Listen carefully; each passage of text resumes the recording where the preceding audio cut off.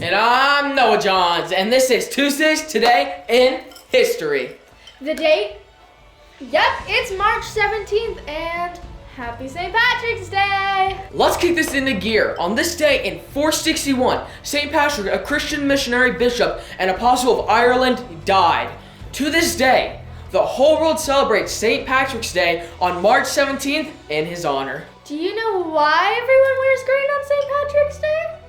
Well, wearing green only became a tradition in the 19th century. Up until then, the color most commonly associated with St. Patrick's was actually blue.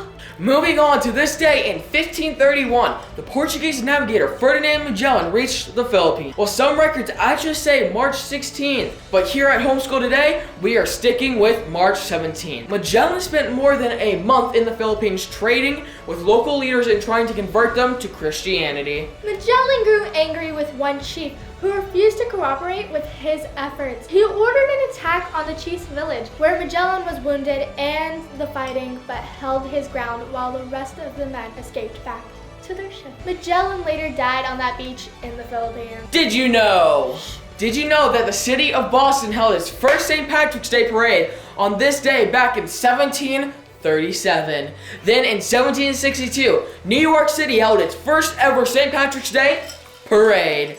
These parades started long before the United States became its own nation.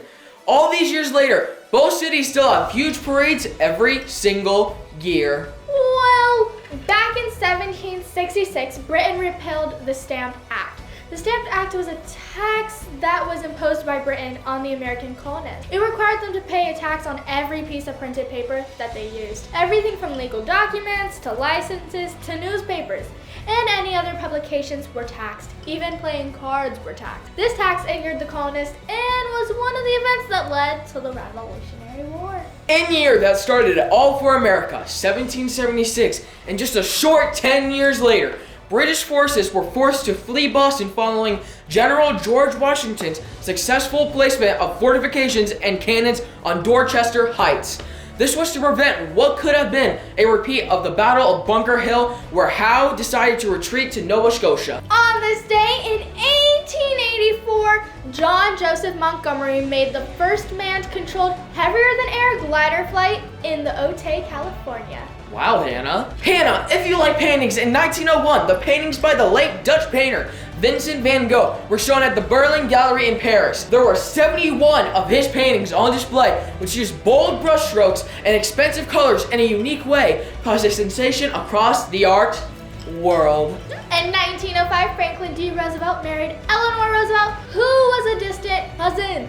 The wedding was attended by the president, Theodore Roosevelt. He was Franklin's fifth cousin, and he was Eleanor's uncle. He walked Eleanor down the aisle and gave his niece away. Hannah, did you know about this? In 1936, Pittsburgh's Great St. Patrick's Day flood began. This flood was a result of melting snow and huge rainfall that made the Mongala and Allegheny rivers swell beyond flood stage. This terrible event was blamed for more than 60 deaths. On this day, in 1941, the location, Washington, D.C., the National Gallery of Art was officially opened by U.S. President Franklin D. Roosevelt. The museum was the brainchild of Andrew W. Mellon. Mellon was a successful financier and art collector who moved to Washington, D.C. in 1921 to serve as the Secretary of the Treasury. During his years of public service, he became to believe that the United States should have a national art museum that was equal to those of other great nations. When it opened to the public, the museum had 126 paintings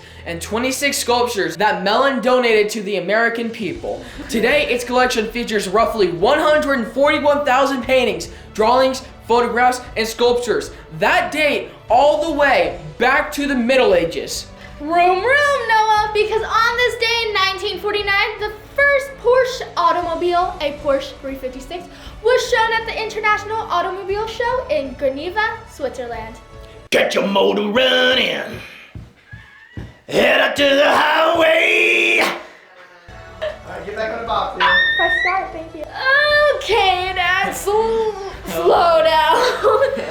So in 1959, 1899, the Dalai Lama fled from Tibet to Indiana because the Tibetan uprising against China had failed. The Dalai Lama is a spiritual leader of the Buddhist religion, but China saw him as a political threat. Did you know that he still lives in exile to this day? In 1962, Chicago dyed its river green to celebrate St. Patrick's Day. As part of a more than 50-year-old Chicago tradition, the Chicago River continues to be dyed green each March 17th.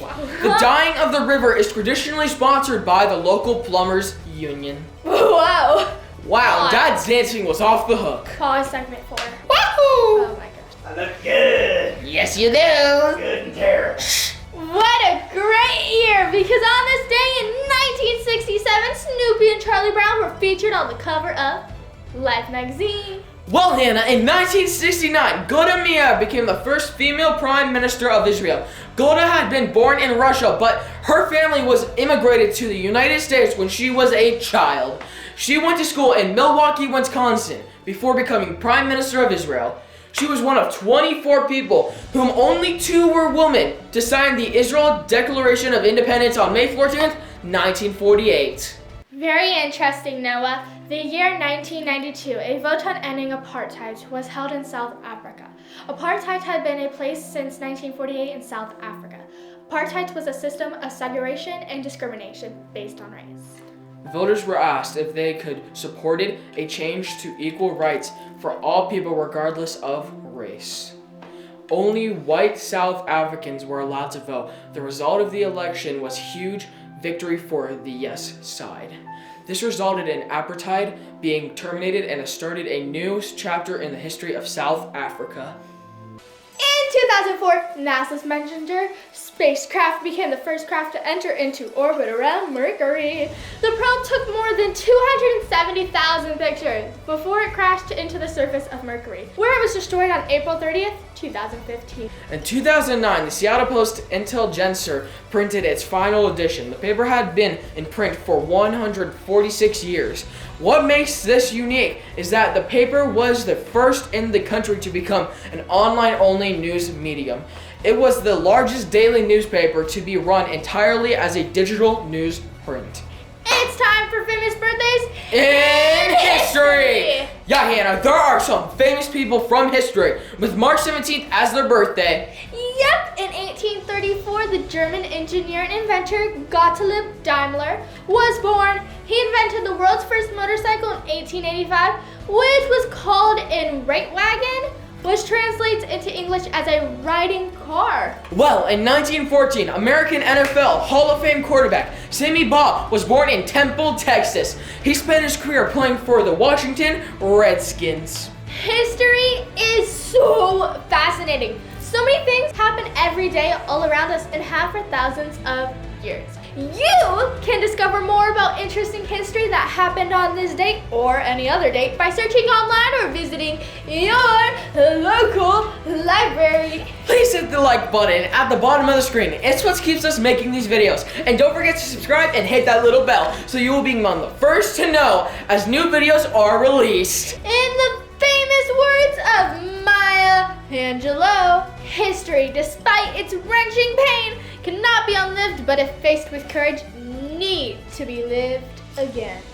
Until next time, Happy homeschooling! Then in 1962, New York City held its first... Wait. He can't read. It says 1737, 1760. What did I say? 19. Oh. There, Good. stop. Sorry.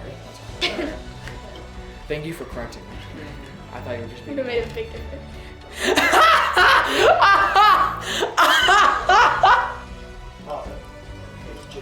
It's Dad, get your motor running. Now you guys step to the left and the right. How are you going to be able to say anything with that? Oh, Dad, green is not your color anymore.